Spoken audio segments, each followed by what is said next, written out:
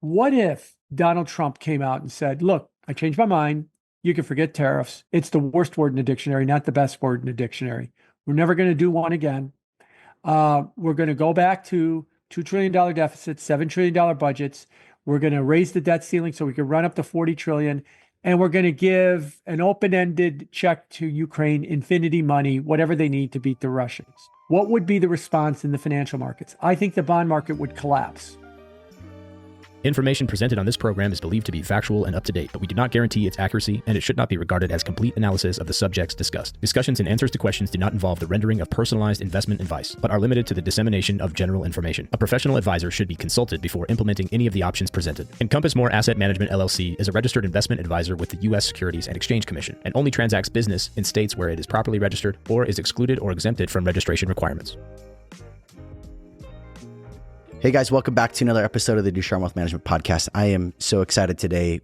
Just sat down for a great conversation with Jim Bianco of Bianco Research, and the manager. He publishes an index called the Bianco Total Return Index. It's a bond index. And Jim is just revered as a highly intelligent analyst, has a really interesting take on stuff. Oftentimes cutting against the grain doesn't really, fit into a box of any, Wall Street or economist sort of talking points. He really has his own unique views. And we talked about some of those today, talked about the expectations of what he thinks at least returns are going to look like over the next several years for cash, for the bond market, for the stock market, and some of the drivers behind that with the tariffs from Trump, the globalization and the de-globalization, talked about the dollar a little bit and the strength of the dollar and potentially weakening, talked about industry and the economy. So anyways, I hope you find some value in that conversation. Please let us know if there was something that you wish we would have talked about but we didn't get to. Drop it in the comments, reach out to us. And as always, if there's somebody that you want us to bring on the podcast, let us know. We'd love to work towards getting any questions you have answered. So with that, we'll hop in. I hope you enjoy the show. You obviously are well known for your research, and people actually pay you quite handsomely for that research. And tell us what the 456 market is. So 456 is over the next several years, cash is going to return you 4%. Bonds are going to return you 5%, and equities are going to return you 6%. Now, why? Let's take those one at a time real quick. Why did I come up with those numbers? The funds rate right now is around 4.25 to 4.5. That's the range it's in. I think that the fair value of the funds rate is somewhere around 4%. How do you arrive at that? The Fed uses this thing called R star. Now, that's a fancy term, and all it really means is what do they think is the long-run inflation rate? The Fed thinks it's 2%. I would argue it's 3%. And I think a lot of people on Wall Street would argue that inflation is going to be more like 3%, not 8.10 Zimbabwe inflation, but 3%. R star is how much above the long-run inflation rate should interest rates be? About 1%. So if I go with my 3% target plus 1, that's 4, that's what cash will return you. Now, the good news about cash, 4%, is that's a positive real return. You're going to get more than the inflation rate out of cash, which is not what you were getting throughout the 2010s to 2020s during what was referred to as the TINA era. There is no alternative, everybody out of cash. Bonds returning you 5%. I think the 40-year bull market in bonds ended in August of 2020, but don't think of bonds like you think stocks. Oh, well, then we should run away from them, screaming into the night to stay away, because the first part of a bear market in bonds is always the horrible part. That was taking interest rates, say the 10-year yield, from 0.5% in August of 2020. Yeah, it was way back down to 50 basis points to 5% by October of 23. That produced horrible returns. By some metrics, maybe the worst bond market to invest in well over 150 years. But the good news is that's behind us now. Now bonds have a coupon. Or as my friend Jim Grant likes to say, it's nice to have, who writes the newsletter, Grant's Interest Rate Observer. It's nice to have an interest rate to observe again. And that's what you've got in the bond market. So the average coupon in the bond market is around 5 right now. I think over the next several years, that coupon will probably drift a little bit higher, maybe towards 6 or 7 in several years. But you'll get the coupon. Some years you'll get less total return. Prices will go down. Some years you'll get more, but you should average around 5%. Finally, stocks, 6%. That's below average. Stocks should, return you more around 9 or 10% over the long term. They've been doing a lot better than that lately. Why 6? Well, valuations in the stock market going into the beginning of the year were really high. And even with the correction that we've had, they remain very high. A lot of people will correctly say that valuation is not a timing tool. Yeah, you can't time the market with it, but it is an expectations tool. When you have a market like, say, the CAPE ratio, the cyclically adjusted PE, which is put out by Yale economist Bob Shiller, and it is at 36 right now, and he's got 150 years of data on this. He's, if you look at the long-term history on that data, what should you expect out of the bond market or out of the stock market, given a 36 PE, say over the next decade? And it's about 1% better than the bond market. So that's where the 6 number comes. Some would argue with me that it might be like 2% better. That might be 7. Okay, same difference, 6 or 7. But that's where the 4, 5, 6 markets come. And that's really about setting expectations. Now, there's two things I'll mention about the 4, 5, 6 markets. 4 is easy, right? It's a money market fund. It provides you no risk. It's a $1 NAV every day. 5 is in the bond market, but the bond market gets tarred with the equity market's brush when it comes to active management. What do I mean by that? If you ask most professionals in the business about active management, they'll go, like 80% of active managers can't beat the index. That's true in equities, but that's not necessarily true in bonds. More like about 50% of active managers can beat the index in bonds. Why? I'll give you a simple one. There's many reasons, but I'll give you the simple one that people can get their head around. In stocks, your biggest weightings, your Magnificent 7 stocks, are your all-stars. They're 33% of the S&P.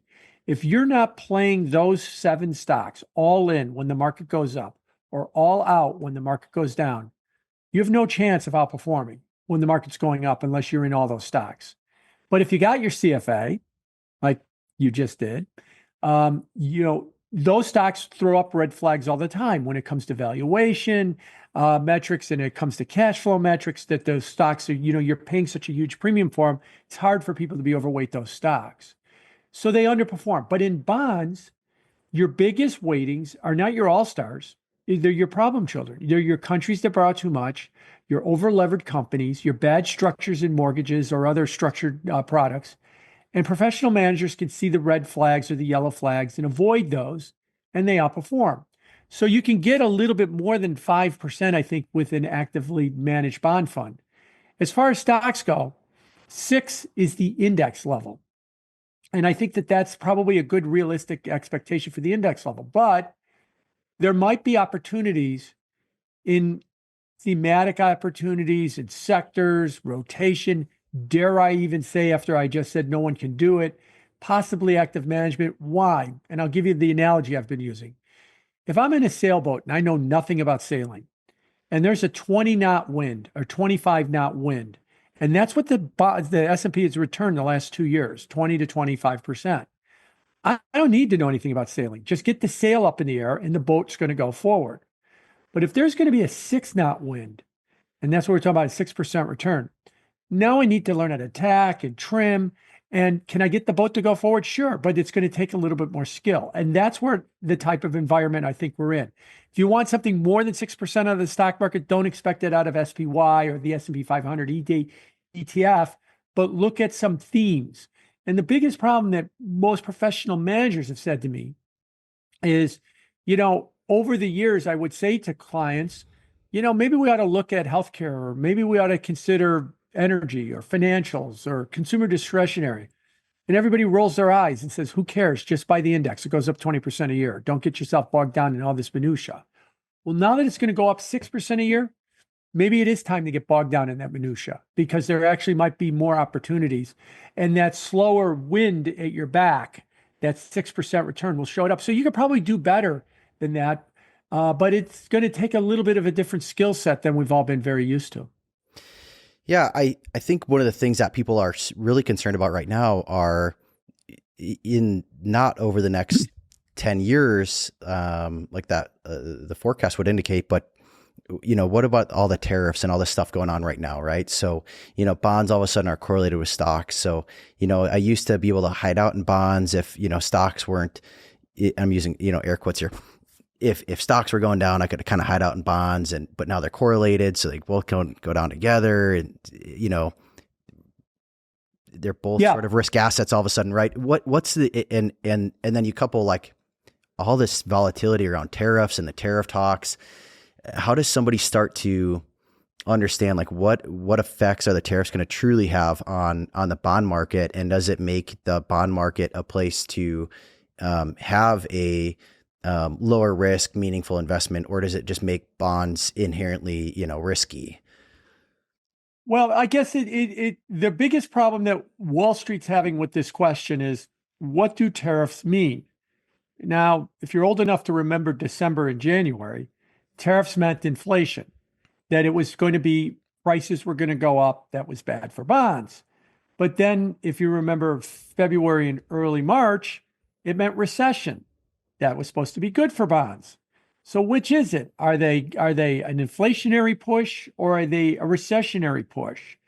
And Wall Street has really got a big problem in trying to get their hand around what tariffs are. And the other problem is that there's inconsistencies, right? Well, the reason that they're recessionary is because it's going to slow down trade, and that's going to reduce profits, and that's going to, cause a recession. Okay, doesn't that happen worldwide? Yes. So then why are the European stocks rallying like crazy? Well, they've got another story going, with the stimulus and, deficit spending and the like. Well, okay, then I guess tariffs aren't that important. Well, they are sort of important. And this is the kind of where we're going around and around with the tariff thing. The way I like to look at it is I like to take a step back and ask the question, what's going on? Why are we doing this? And I think the way I'd answer that question is twofold. I'd say, one, and I'm going to have to get a little political here to answer the question because it is a political question. Trump was elected with a majority, and maybe a slight one, but nevertheless 50+1. And he's got advisors around him, and is something like 74 to 80 million voters. I can't remember what the exact number is, but in that range, have all basically said the following: U.S. is in a crisis. The U.S. cannot continue going in the path that they've been going at right now. And what I mean by that is a $7 trillion federal budget, 25% of GDP, which is one of the largest peacetime budgets in American history, $2 trillion deficit, which is 6.5% of GDP. Again, only the COVID shutdown and wars have seen larger deficits than we've seen right now, like World War II, World War I, and the Civil War. That's what we're talking about when we say wars. And $36 trillion in debt. No, we can't continue with that. So we're pushing forward with a new idea, using tariffs to try and rebalance the economy because of the large trade deficit, demanding that Europe pay for security, because one of the arguments has been made, where did a lot of that $36 trillion of debt come from? Defense spending. What is that defense spending? We were the cop of the world. We fought communism, then terrorism. We were the lead in all the wars from the first Gulf War to the second Gulf War, even the Vietnam War and the Korean War, if you want to go back far enough, anything in the post-World War II period. And we spent trillions and trillions of dollars doing that as the cop of the world. And the rest of the world, meaning Europe, Canada, Australia, they didn't have to spend that money on that.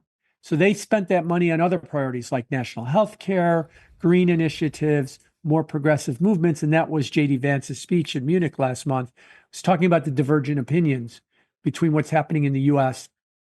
and what's happening in Europe. So one of the arguments that's been also pushed forward is, look, Europe has got to start paying for security. And they agree. They've agreed that, the Germans alone are saying that they're going to spend 500 billion euro on defense. That's like $550 billion. And all of Europe is saying that they're going to spend $3 trillion on defense over the next decade. Now they're saying it, we'll assume they're going to do it, but that would relieve us. They'll shoulder a lot of that burden and they'll relieve us of this. So we're pushing down this path with tariffs to try and rebalance, bring down the value of the dollar, rebalance trade, and with payment of security. And a lot of people, like the Economist magazine cover, are very upset about this. You know, they had a picture 2 weeks ago of Trump with a can of gasoline and a lit dollar bill about to torch the world. And look, they may not be wrong, but where I think they are wrong is that they're saying what you're doing is bad. Okay, then what should we do? Going back to the status quo, $7 trillion budgets, $2 trillion deficits, $36 trillion in debt on our way to 40 is not the answer. So if you don't like this if you don't like this path that they're going down, what's the other path that they should be going down? Because the answer isn't going to be go back to the status quo. And so this is the problem that we're facing when we try to understand tariffs and we try to understand what's happening in Europe relative to the United States, is the premise is, were we on a sustainable path? And the answer that you're getting is no, we had to make something change. And this is part of the change. And the last thing I'll say is Trump is kind of Trump's a transactional guy. He's not kind of a transactional guy. He is a transactional guy. So Trump is not going to give an ideological speech about why we're doing this and what the objective is going to be. But he's going to go down this path, but being a transactional guy, if one of these parts doesn't work, like a specific tariff or something else, he'll just change it. But I think you need to understand that this is what's driving this. The status quo couldn't hold, and we've got to try something different, and that's what we're doing right now. I want to ask a question. Why can't we go back to what we were doing, right? It seems somewhat obvious, but I hear all the time people will tell me, well, we'll hit a little recession and the Fed's going to just lower the interest rate back to zero, and mortgages are going to come right back down to being 3-4%. Everyone's going to be able to refinance. It'll free up the housing market because everyone can refinance and move again and all this stuff, and everything will be fine. Why can't we go back to that? Why, when you say that, what's driving that analysis? So 2 words: inflation and supply. What got us, what we were able to, if I could use it this way, get away with zero interest rates from, say, 2008 to 2022 was the belief that there was no inflation. The Fed had a 2% inflation target, and they rarely saw inflation that high. It was always well below that 2% inflation target. And so we were able to drop rates to zero, the funds rate. The Fed was engaged in quantitative easing, or what we call in the vernacular money printing. And they were able to push interest rates down to microscopically low levels. That cannot happen now because first we've got inflation, whereas we couldn't get inflation above 2% prior to 2022. We have now gone 47 consecutive months with core CPI inflation above 3. It's been 47 months since the last time it was below 3. So at this point right now, we've got too much inflation, and we've got gigantic deficits. The deficit, the government's fiscal year end is September. So September 24, the deficit was 6.5% of GDP. That is the largest deficit we've ever seen in American history without a war or some kind of a national emergency like COVID or the financial crisis of 2008. A peacetime non-crisis deficit, that was the single largest one that we've ever had. So the question then becomes, given that environment that we've got this stickier inflation that we've had post-COVID, and we've got these huge deficits, what if Donald Trump came out and said, look, I changed my mind. You can forget tariffs. It's the worst word in the dictionary, not the best word in the dictionary. We're never going to do one again. We're going to go back to $2 trillion deficits, $7 trillion budgets. We're going to raise the debt ceiling so we can run up to 40 trillion. And we're going to give an open-ended check to Ukraine, infinity money, whatever they need to beat the Russians. What would be the response in the financial markets? I think the bond market would collapse. I think the bond market would be looking at astronomical issuance, even higher levels of inflation, and every bond investor would run away from the bond market and interest rates would soar. So ironically, what I've argued is if you want lower mortgage rates, what the Fed might have to do is raise interest rates to bring down mortgage rates, not lower them. And think about what happened in September. In September, the Fed cut interest rates by 50 basis points. Then they followed up in November with another 25 basis point cut, in December, a 25 basis point cut. What did long-term yields do? They went straight up during that period, over 1%, which had everybody scratching their head. We hadn't seen a move like that in 45 years. Now, I was one that was arguing, why did that happen? So people say, well, Trump was coming and he was going to be inflationary. Yeah, but this started when Harris was still leading in the polls and when right after the Fed cut rates in September. I would argue to you that the market is worried about inflation. And if the Fed cuts rates, they're signaling they're not worried about inflation.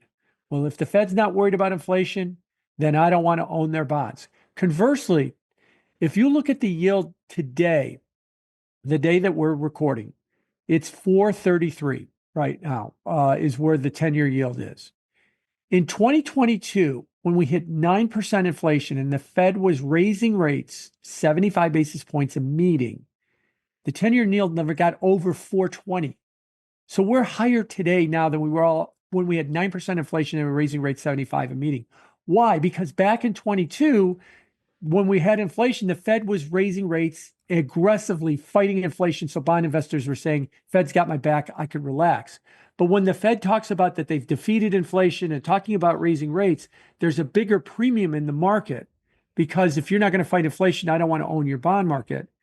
That's exactly the way we saw the market trade in the 70s, 80s, and into the early 90s when the biggest concern was inflation. So no, the Fed can't go back to money printing. They cannot go back to zero interest rates, to lower interest rates, unless you make the case that we're going to return to a 0 to 1% inflation world. But like I said, we've been 47 months in a row right now above 3% core inflation. And if anything, the inflation data momentum is slowing, that we're going to stay here at these levels and we're not going to be going down anytime soon. So I think one of the things I'm trying to zero in on in my head is the effect of a real return finally in like the 10-year, right? I think that's sort of the benchmark interest rate I think people think about, right? People don't really, so if the 10-year is giving you a real return in the sense that inflation's, 3 in the 3s, 10 years giving you in the 4s, you're thinking inflation is going to settle at 3, and thus that's why the 10-year will give you, or the bond market as sort of an index will give you a 5 that includes maybe some other things like mortgage-backed securities and some other stuff in there.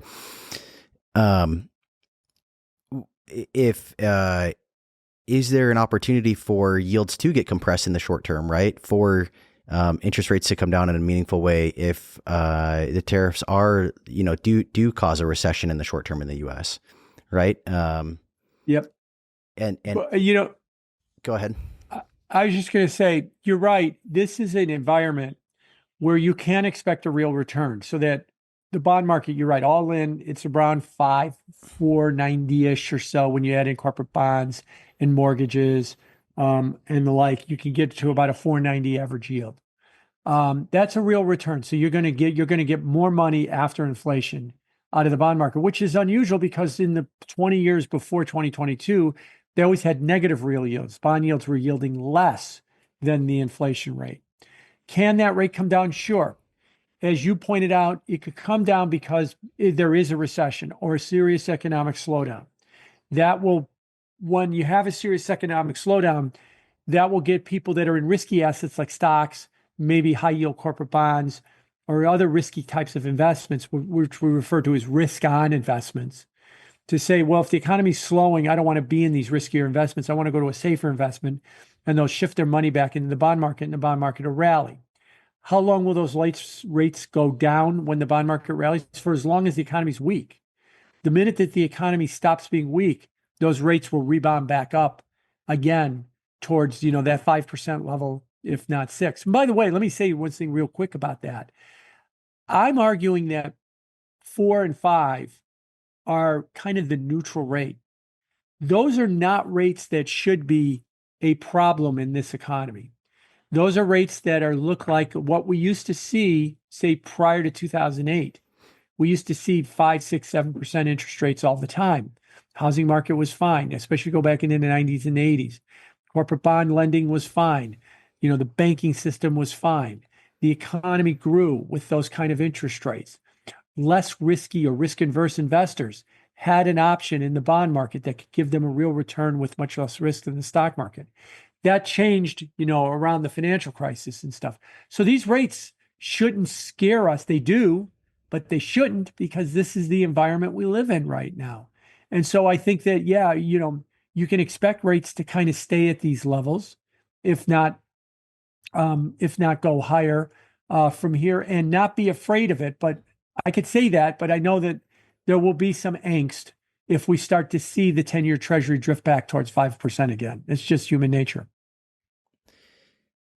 But if it drifts back there without inflation ticking up, it is adding to the real yield, making it an investment opportunity for new investors to buy the bonds, right?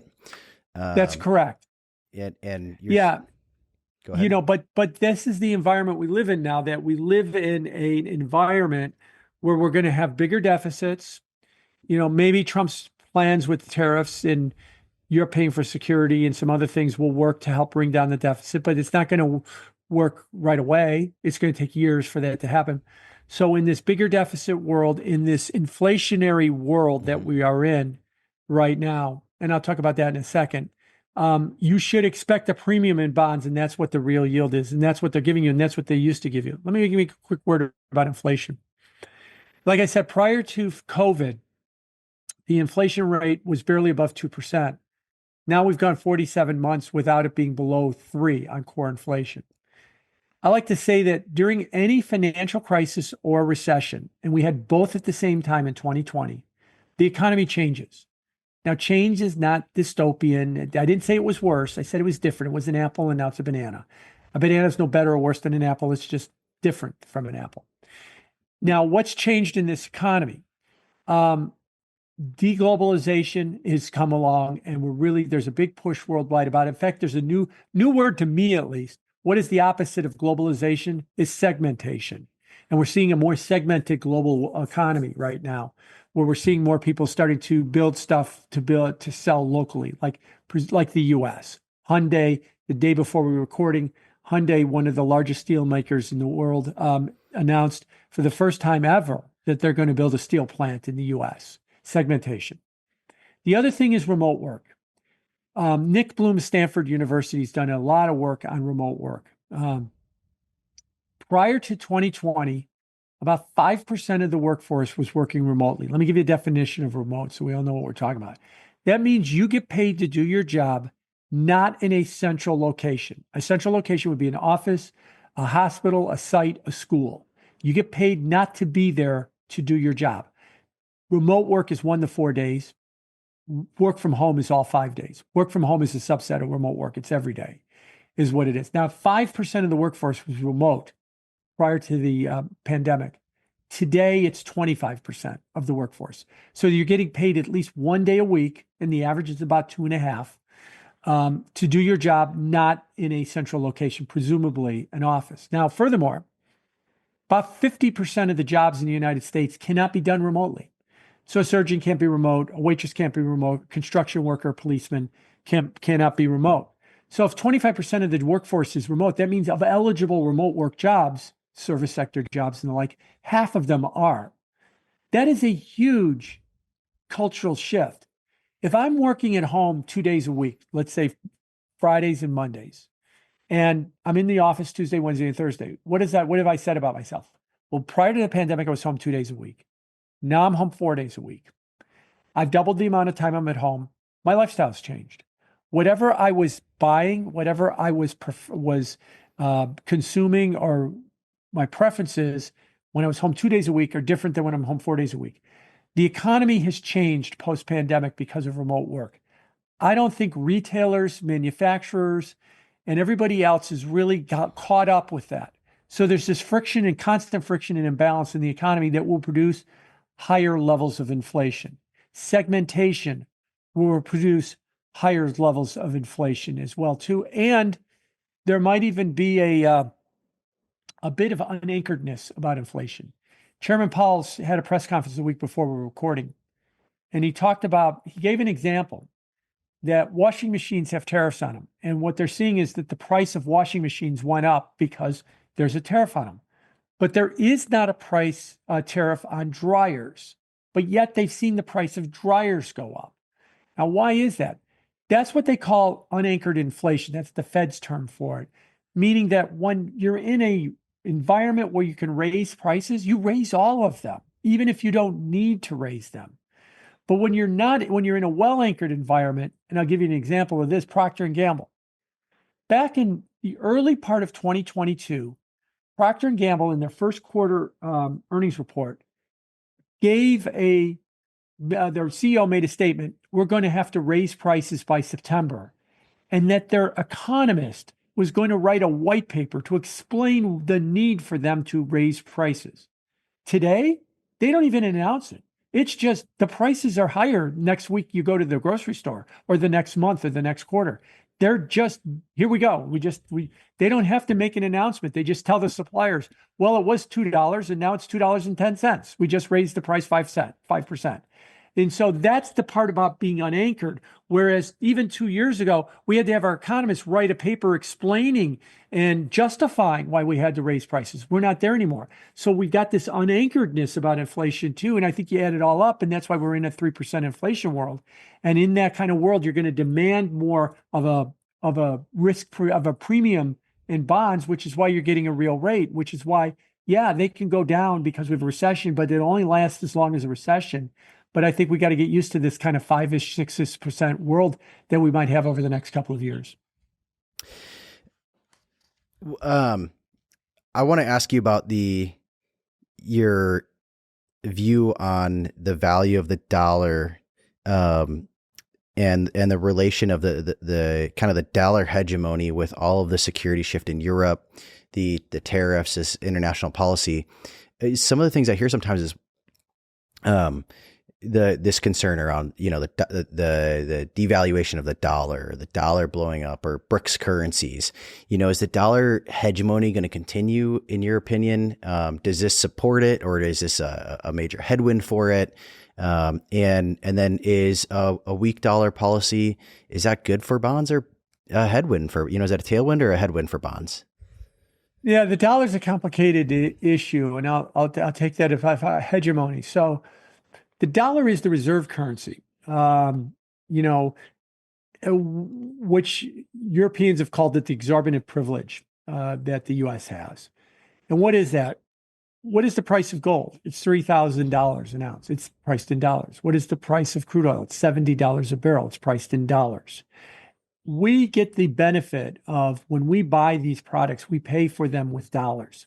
The rest of the world, if you're in euros or yen or British pounds or Swiss francs or, Mexican peso, Canadian dollar, first thing you have to do is you have to say, okay, that's $70 to buy a barrel of oil. It's $3,000 to buy an ounce of gold. But first I have to then figure out how much is $3,000 in my currency. And then I have to do a currency transaction to exchange my currency into dollars. Well, there's a friction and a cost right there. Then I take those dollars and I buy an ounce of gold, or I buy a barrel of oil. There's another friction and a cost. So the rest of the world has two frictions to do a transaction. We have one. And that's always made us in a better position than we are as the reserve currency. Now, why do we have the reserve currency? We're the biggest economy. We've got rule of law. We've got deep capital markets that can trade trillions of dollars a day, which they do. So there's always that liquidity. And some people have often argued that throughout time, he who is the biggest, the reserve currency is always whoever has the most important military, and we have the most important military right now. So I don't think that the dollar hegemony is going to go away. I don't think we're going to lose our reserve dollar status. But now Treasury Secretary Bissett tries to nuance this. And what he tries to say is, look, he's all for King Dollar. He's all for the dollar being the most important monetary brand in the world. He's all for the dollar to remain as the reserve currency. But he would like to see the level of the dollar go down. He expresses that by other countries don't think that they could devalue their currency. Because if the level of the dollar goes down, that would make our exports more competitive. They're cheaper. That would make our imports more expensive. That's potentially inflationary. But then that would give Trump the ability to go to a Hyundai or go to a Foxconn or go to a TSMC, Taiwan Semiconductor, and say, it's just as expensive to make your stuff in the United States. So why don't you just build a plant in Arizona or Ohio and do it, as opposed to building it, in Taiwan and putting it on a container ship and sending it over here. And so that's what he's attempting to do with the dollar. So I think it's not going to lose its reserve currency status. The yuan doesn't have rule of law. If you have your dollars in yuan, if you have your currency or holding currency in yuan, the government has extraordinary access to your money. The Chinese government has extraordinary access to your money, and there isn't rule of law. There isn't deep capital markets with it. The euro currencies are not ready to do it to replace the dollar's reserve currency. A cryptocurrency might be the one that could replace it, but that's still many, many years away. They're still in their infancy. They still have to evolve, have deeper capital markets, have better rule of law. They're getting there, but I don't think that's probably 10 to 20 years away, if ever, right now. So the dollar will remain the major currency by default. And the last thought I'll give you is the Saudis tried this. They went with this experiment that they were going to sell crude oil in Saudi dinar. So instead of pricing it in dollars, they were going to price it in their own currency. And then they found out the transaction costs, the frictions, and everything else was going to cost them 20 to 25%. So where you price it in dollars and you trade in dollars, and then you've got all these dollars and you've got to then recycle them back into US treasuries or do something else with them, that's 0.5% or 1/3%. But when you do it in a liquid currency like the Saudi dinar, and you've got everybody that's got to buy these dinars and then use them to buy the crude oil, that's going to add 20 to 25% of the costs. So that's why it can't be done in those currencies. It can only be done in the dollar. And that's why I don't think that there's any other currency that could take its place. So, it's what was the old line? Conley, who was the Treasury Secretary in the 60s, says it's our dollar, it's our currency, and it's your problem. And I think that that's still what the world's angst is about, is that it's our currency. We enjoy the exorbitant privilege, but it's their problem that it's our currency, not their currency. And that's just the world that they live in. Yeah, I think what I'm taking away from that, like in simple terms, is if you're a consumer, pure consumer, i.e., if you're high class, if you're retired, and drawing on those assets, like a strong dollar is really beneficial to you. It makes those imports cheap. Life's great. Things feel, even though there even might be some inflation, it really helps offset that cost, a strong dollar. But if you're trying to get a job and you're trying to earn dollars, the strong dollar is kind of a headwind for you as somebody in, lower middle class trying to earn money, not consume.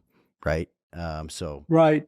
My takeaway just in general was that if you're an earner of dollars, a Yes. strong dollar is this headwind for you. It actually makes life a little bit tougher because there's not as many jobs, right? And that's what keeps jobs Right. from being here and you getting, paid more and your employer increasing wages, whatever you might, sort of view there.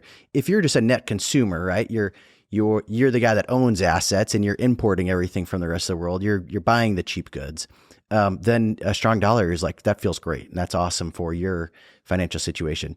Put differently, strong dollar is great for, the upper class, and a weak dollar is good for the people, the masses. And I think that's sort of what Trump is trying to address and accomplish. Am I understanding that correctly?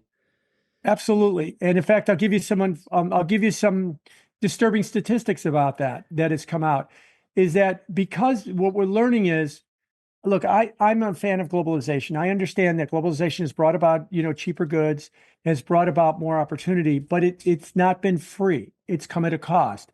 We've gutted heavy manufacturing. We've gutted heavy industry, basic materials, some construction businesses and stuff like that. Let me give you some statistics about, that we've gutted those heavy manufacturing businesses. We've gutted those industrial companies. We've gutted all of that. So globalization has come at a cost. And one of the things that one of the more disturbing statistics is about 35% of the American public has a college degree. 65% doesn't have a college degree.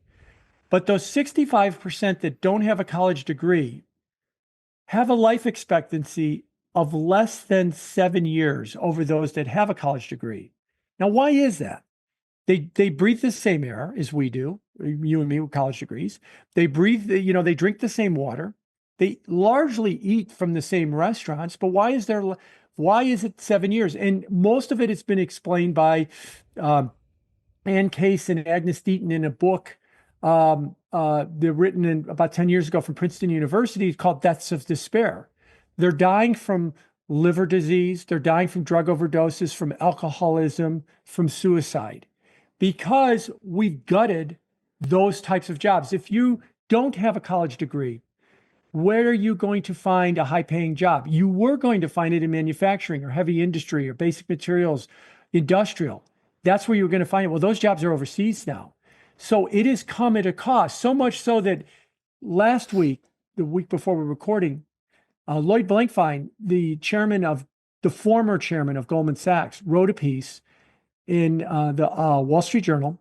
And he said, look, maybe because of tariffs and stuff, we're going to raise the price of a car a couple $1,000s. Things will become a little bit more expensive, but we're going to give hundreds of thousands of people the ability to earn a living making those cars, that they could raise a family on it.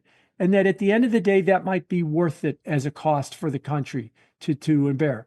That is a wholesale thinking now that people are starting to think about, that, this whole globalization thing. Yeah, I love a strong dollar as much as everybody else does, and it makes my European vacations very cheap, and it makes my imported stuff that I like to buy, whether it's a German car or a French wine or whatever it happens to be. I know I picked, upper end products, but, even if it's IKEA furniture or something like that, it makes all that stuff cheaper. But there's a cost to that. And that cost is being borne by those that don't have a college degree, and those that were looking for those types of manufacturing kind of work with your hands jobs to make a living. And what we've also learned too is we can't condescend them anymore. Oh, go learn the code, go back to school or something like that, because that's not going to be the answer for them. So that's the dilemma that we're trying to face with what we're supposed to do here about that segment of the population. And it happens to be the majority of the country. And so I'm not necessarily advocating that Trump is right with these tariffs. What I am advocating is I understand what he's trying to do. Let's see if he could pull it off. And I also am advocating that I do believe what I said earlier. The status quo can't hold. We just can't. Oh, forget it. Let's just go back to just spending money like drunken sailors, run the deficit up, into infinity, and just spend. Because I don't think the bond market will tolerate that for a second. And then we could have really high, punishingly high interest rates if we're not careful. So we can't go back to that. And we've got to try and do something to correct this imbalance. And Trump was elected by those people in order to attempt to do something on it. And that's what we're seeing happen. So that's what I mean by the value of the dollar and trade and all that stuff. It all works into what's happening with the financial markets. It all comes together. Yes. At some point. But and I appreciate you taking the time to come in and talk through some of this stuff. I hope people hear this and they can digest it. It was certainly a lot. But I think the biggest takeaway is, like, for me, is we're in a changing world. We're in a dare I say, like, new economy, right? It's just different. And your expectations of the, golden era money printer should probably be changed. And if the money printer's still there, absolutely great. Like, if it just happens, we want to participate and get some of those investment returns. But if it's not, then particularly like my audience should have their financial plans adjusted and the expectations done so that if the returns aren't as spectacular as they're hoping over the next 10 years, they're not going to blow themselves up. So adjust your expectations and focus on things like a real rate of return, right? Because even in 2020, in 2021, or beginning of 2022, you might look and say, man, recently my equities have been killing it. But if inflation's at 9%, your real return still is not that great. Right. And so I think having that shift towards real returns is a paradigm shift that people should consider. And I think you shed some good light on some background why that's maybe important and where things are headed. So. Yeah. Now I'll emphasize something I said earlier. Remember, this is different. Change is not worse. It's different. This economy will give us plenty of opportunities. These financial markets will give us opportunities to prosper too. It's just that they're not going to be the way they used to be. Oh, just buy some broad-based funds and just, cheerlead for the market to, have that 20-knot wind at our back and just keep pushing everything up. It's not, but that doesn't mean that we're going to have to shift away from it in order to start looking at other ways to make money. And there are. And the other thing that is going to happen too is that there's going to be opportunities in very safe conservative investments like money market funds and bonds to return you more than the inflation rate, which is something you weren't able to do. Everybody there is an alternative, being forced into riskier assets like stocks. Now you could start looking at things like the bond market and go, yeah, but I'll get a positive real return. It'll make my money grow after inflation. And that's something it hadn't been able to do. But if you're looking for the home run, you're not going to find the home run in triple Qs or in some of the broad-based indexes. You're going to have to look for those in some themes or maybe some active managers or something like that. So what I've described, I think, is the way the markets used to trade in the 90s. So it's going to be very similar to that type of period, something we've seen before. And we'll all adjust and we can all profit on it if we understand it. But if we continue to just wait for a return to 2019, wait for a return to a pre-COVID era, that cycle's over. And I think we're just in a different cycle right now. Yeah. You are making me want to ask you about how the theory of the indexes not returning what people's expectations are culminates in where that potentially clashes or complements Mike Green's work, who I believe you're familiar with Mike Green. Oh yeah, Mike's a friend. Mike's a friend. Yeah. And I think it's like a deeper conversation. So we're out of time today. I don't want to keep you all day and stuff, but that would if you want to come back on in the future, maybe we have that conversation. Me and my cat will come back on in the future and talk about indexation. That would be it. I'm just thinking through a bunch of things at the moment, and that's what I'm wrestling with mentally. So now I got to go maybe try to tag Mike Green into the conversation and circle back with you too on some thoughts. But okay, I really do appreciate the time. Thank you. I enjoyed the conversation. Yeah, I hope you enjoy your stay there. And the weather looks beautiful, and I hope the cat stays safe. Yeah, thanks a lot. Okay, have a good day. Thank you all. Bye-bye. Take care.